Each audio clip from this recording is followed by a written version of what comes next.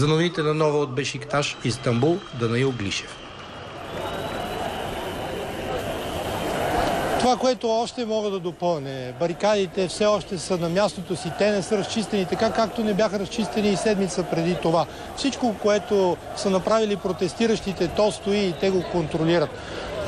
Непрекъснато телеграфните агенции подават различна информация, която не може за момента да бъде потвърдена по какъвто и да е начин, но научихме, че има трети загинал, това е в Измир, да кажем в централната част на Турция. Също там имаше информация, подадена малко по-рано през деня, че 2 души с български паспорти са арестувани за разпространяване на информация за протестите в този град, в Измир, на Егейско море.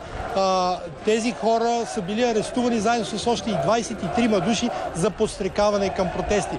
Всичко, което ви казвам обаче за момента, аз разбирам, че то не е потвърдено и ви го казвам заради информацията в аванс, за да знаем какво се случва. Тази нощ е голям празник в Турция. Това е празник, който можем да сравним до някъде с Коледа заради Байряма.